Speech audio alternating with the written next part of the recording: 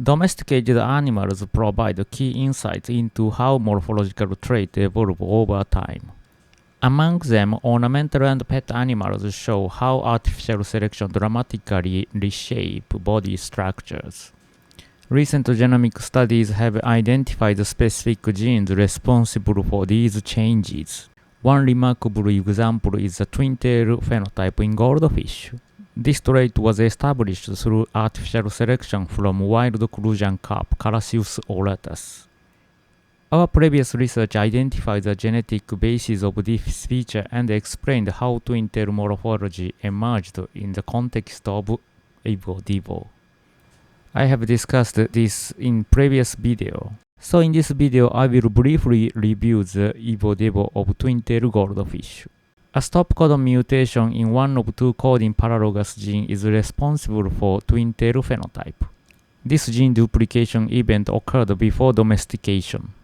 The mutated allele in the duplicated coding locus is originally named coding AE127X, but in this video I will refer to it as coding mutant allele.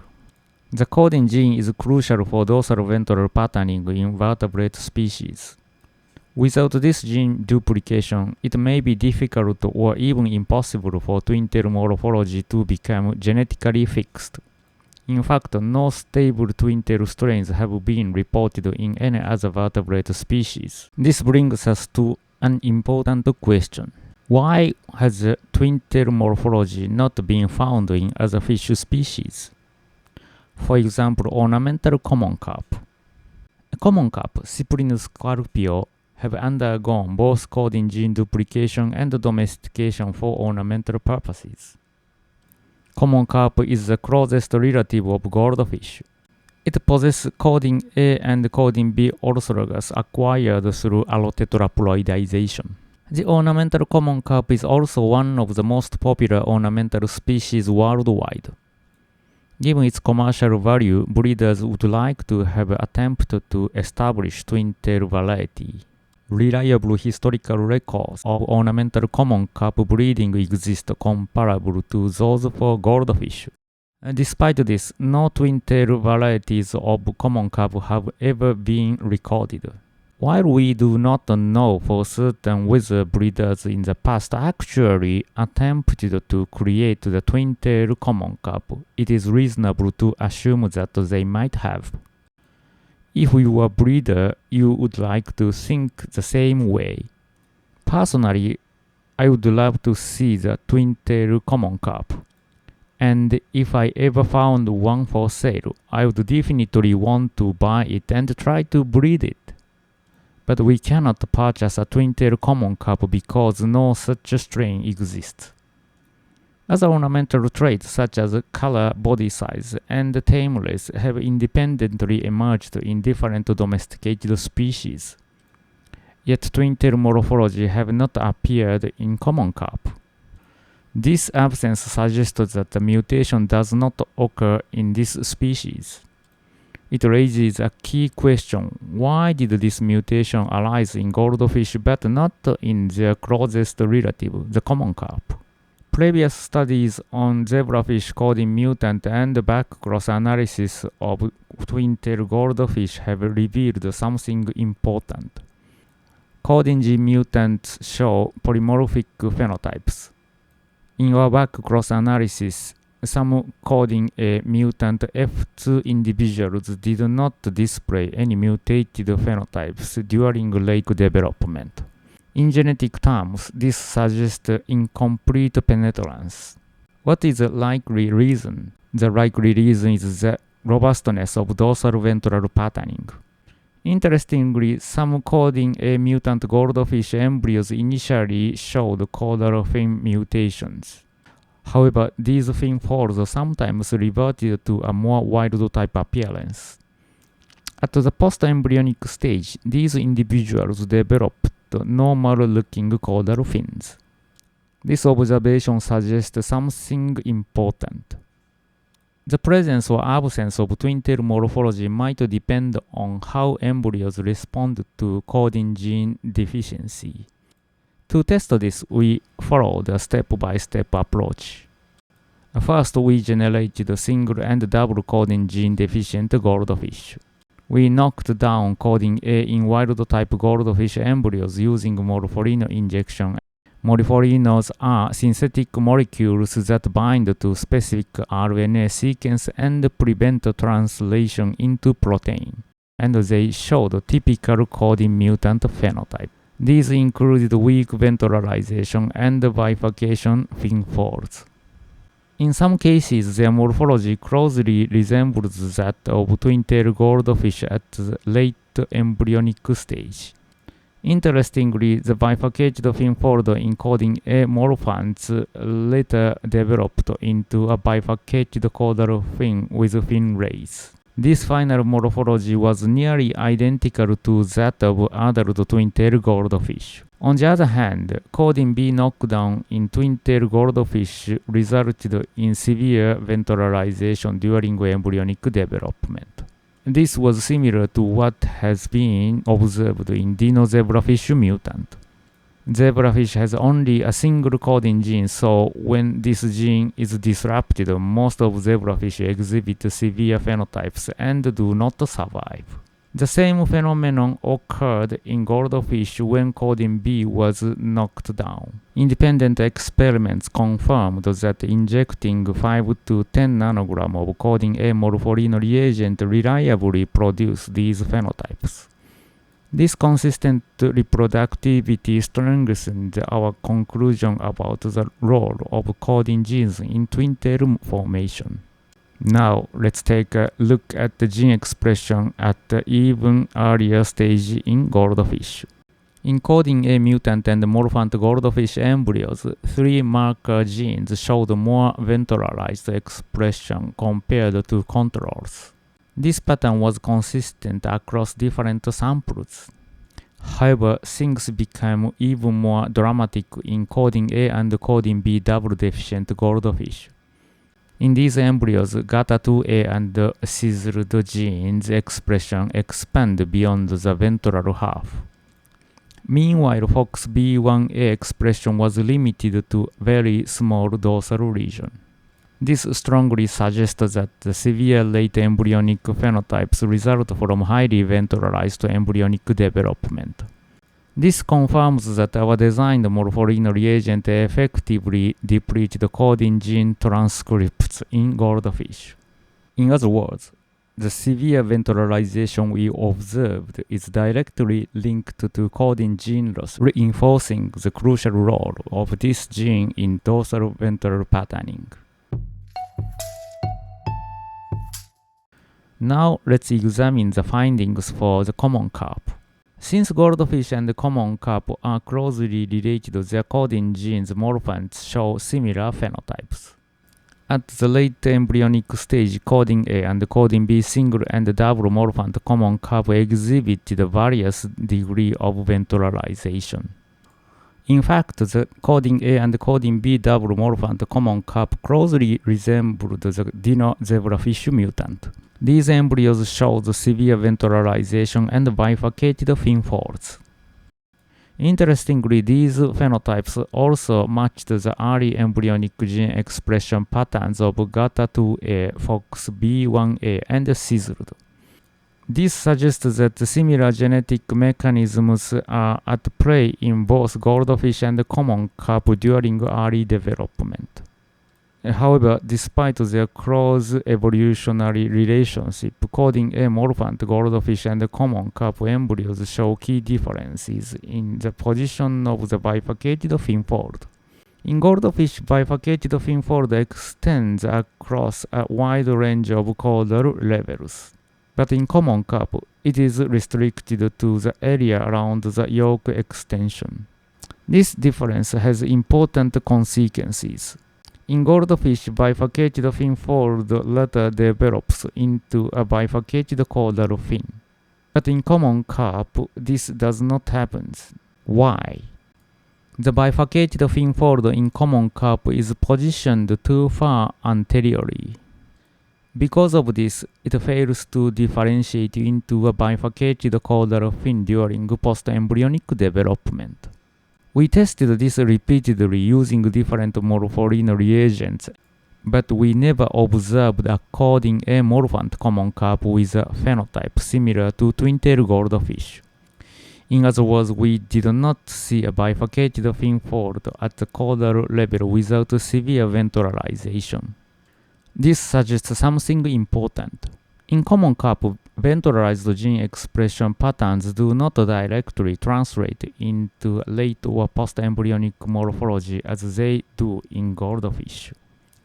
This suggests that coding-related developmental mechanisms are different between these two species, and that difference may explain why twin-tail morphology was a much lower penetrance in common carp.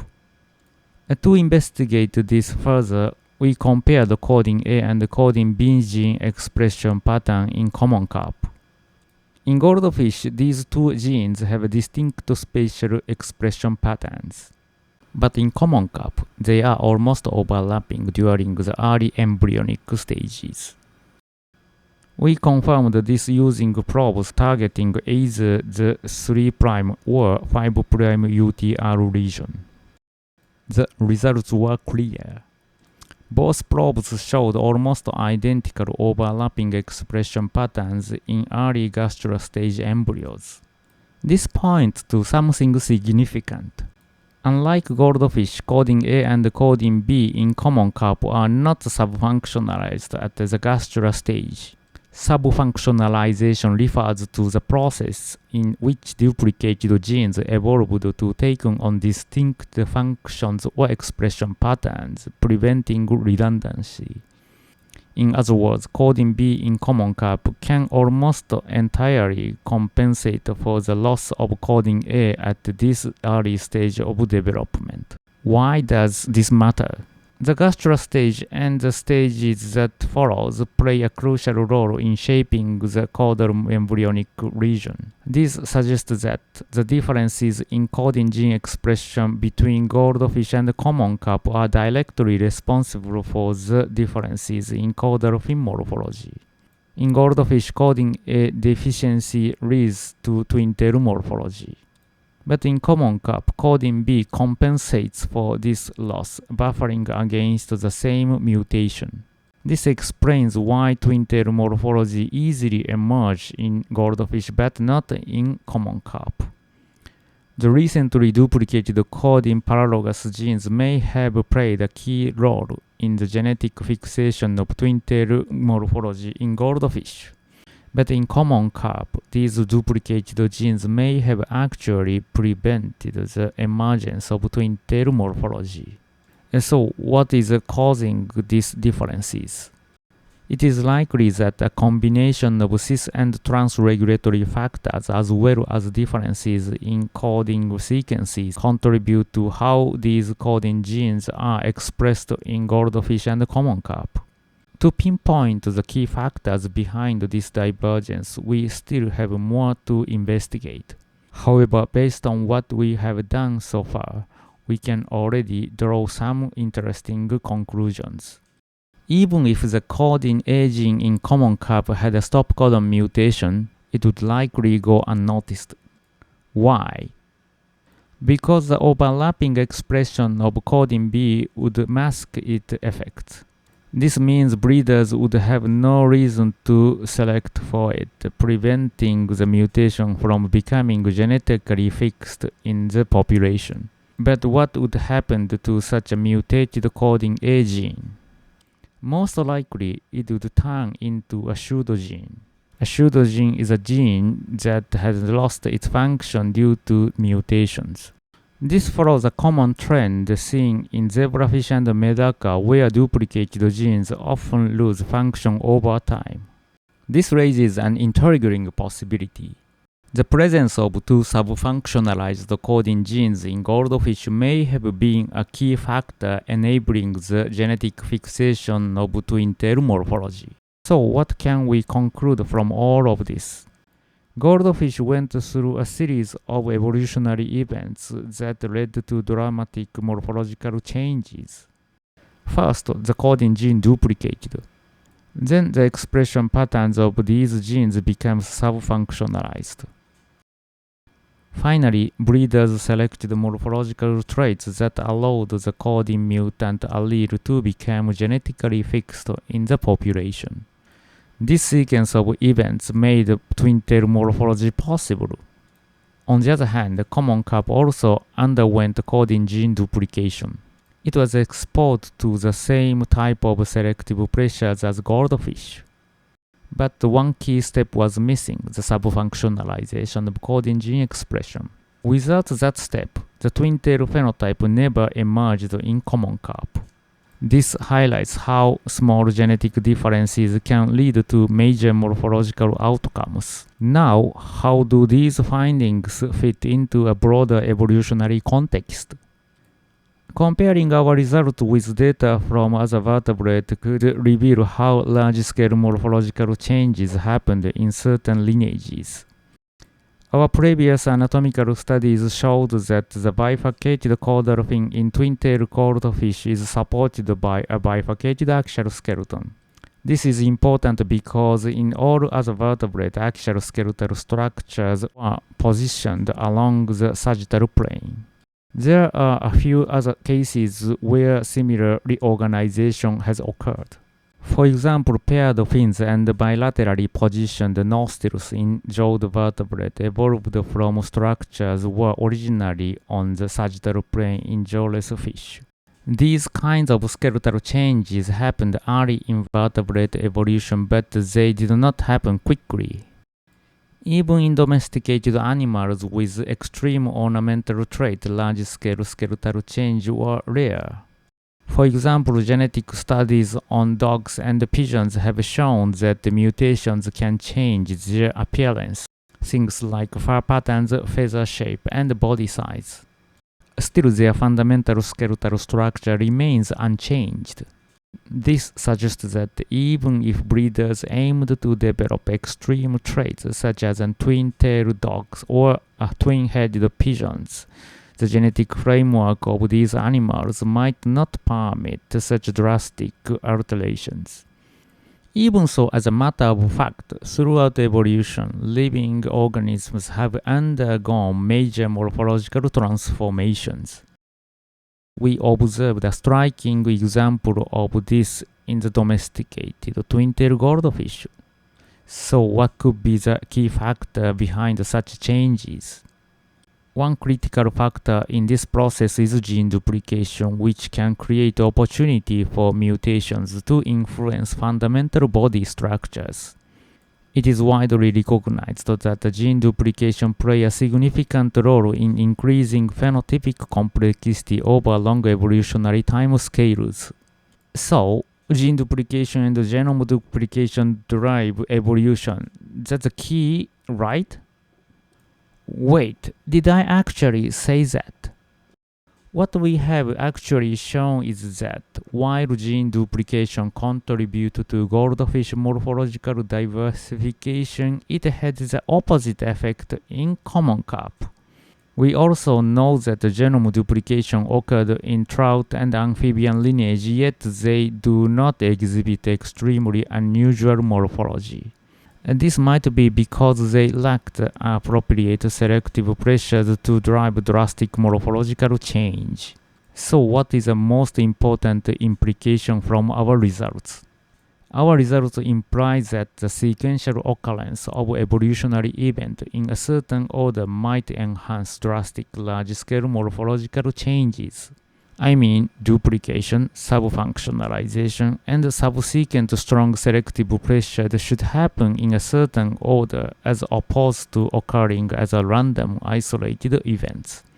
It is often said that large-scale evolutionary changes take a long time, and this is typically interpreted as a result of the slow accumulation of random mutations. However, based on our finding, I believe that the key factor is not the sheer amount of time required for accumulating random mutations, but rather the rarity of specific mutations occurring the correct sequence. Since opportunity for such rare events take place in extremely limited, large-scale morphological transformation take a long time to emerge. This is the insight I gained from Goldfish EvoDevo about how animal body shape evolve. We tried to create a twin-tail common carp using recent technologies. To be precise, I asked my brilliant colleagues to take on the challenge, yet despite their best efforts, they did not succeed. So this suggests that it's probably quite a difficult task. But in experimental science, proving that something can't be done is much harder than proving it can be done. Maybe someone will suddenly discover a method we haven't tried yet. And who knows, maybe someone out there has already bred this kind of common carp. So if you ever come across a common carp in a pond, take a closer look.